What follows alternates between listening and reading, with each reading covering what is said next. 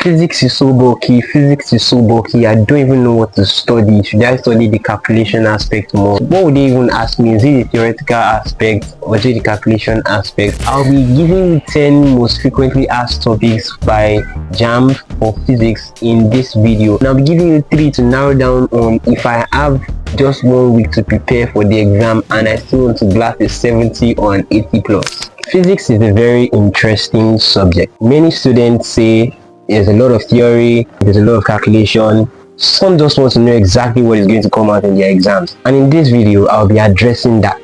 So alright, I'll be giving 10 most frequently asked topics in UTME physics. Alright, so this is according to my own opinion and experience from writing UTME 4 times. So the first topic is measurements and units. Why would you be studying physics without an understanding of measurement and units? It's the basics also.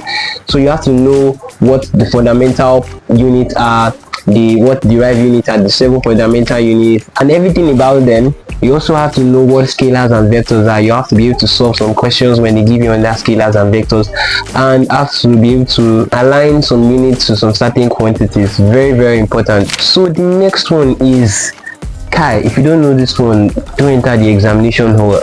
How you don't know laws of motion, Newton's laws of motion and motion in general? So this is where you learn linear motion. What is linear motion? What is circular motion? What is a simple harmonic motion?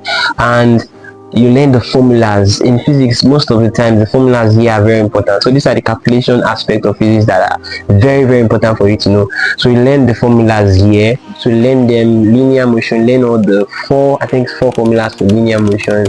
There's one S equals to ut plus half at square, there's v is equals to u plus at, and the likes. So you have to know that also, right? And solve a lot of past questions on it. For this, you can use all inclusive physics to learn this faster and better. So the next one is work, energy and power. You have to know the unit of work, energy and power. You have to know the formulas. What is the formula for work? Force times distance. Alright, so you also have to manipulate the way around questions. For example, when you see a question that they give you the acceleration of that body, and you have to find work done by that body if you move this particular distance. Alright, so you are going to use the acceleration here to find the force, because in the formula I just give you, there's no acceleration. So if you use your brain, that from your understanding of unit, right, you understand that force is mass times acceleration, so you'll be able to insert your formula there and like. So this is how you relate topics to topics in physics. So guys, this one I'm about to mention next is too important for you to not know. Heat and temperature is the one theoretical topic that, Kai, if you don't know it, what can I say? Let me just forgive you, but you have to know it. Heat, you have to know what heat is, the difference between heat and temperature. You have to know the temperature scales, the Kelvin, the Fahrenheit, the Celsius scale. You have to know all the scales, right? You have to know linear expansivity, thermal expansivity, and you have to know I think this linear expansivity, thermal expansivity. You have to know the expansivities. Alright, so you have to know gas laws too. You should have learned it from physics, though, from chemistry also, but you have to know these things. Very, very important, guys. This topic, sit down on it, learn it. Even though you're having difficulties, watch YouTube videos, learn it very well, because almost every area in this topic is there's something there to know, right? So guys, this one is too important for you not to know.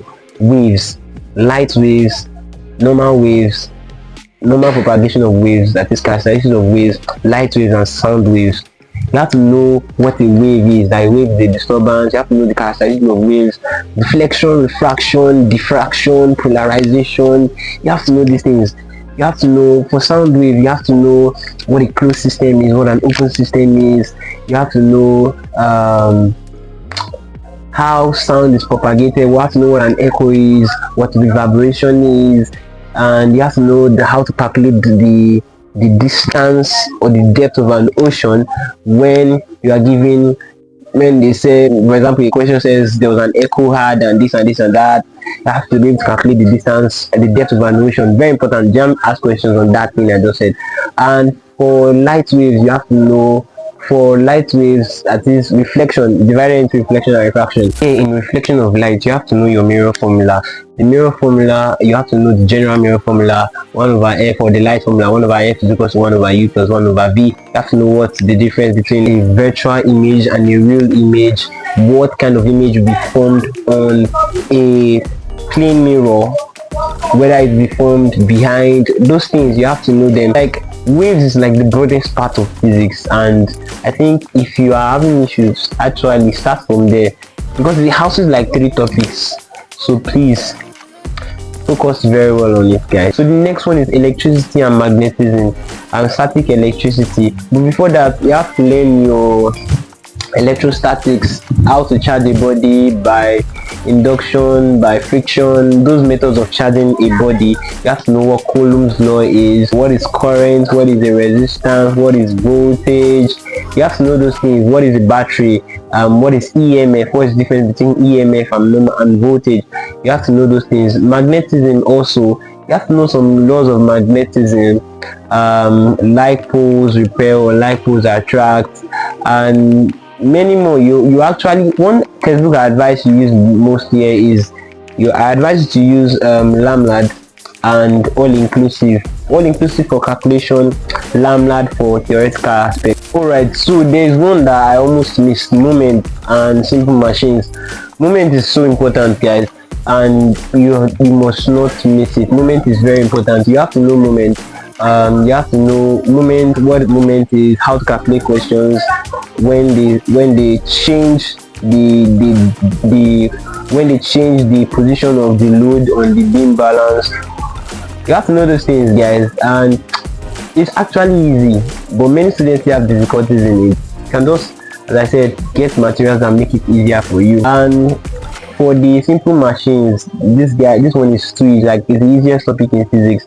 Just know the formulas, know what is mechanical accuracy, know what is velocity ratio, be able to apply it, know all the kind of machines that we have, and you're good to go. Then the next one is simple AC circuit. Although this one is also under electricity, but it's quite different.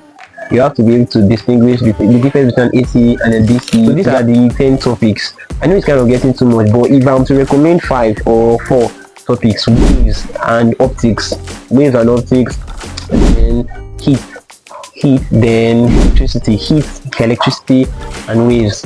If you are to study just this, any topic, study these ones I mentioned, and you are 70% or 60% good, right? So I know you found this video helpful, and I know you'll be practicing or making use of the information you have gotten so far. So please kindly give this video a thumbs up and kindly subscribe to this channel. Thank you so much for watching to the end of this video. Have a great day.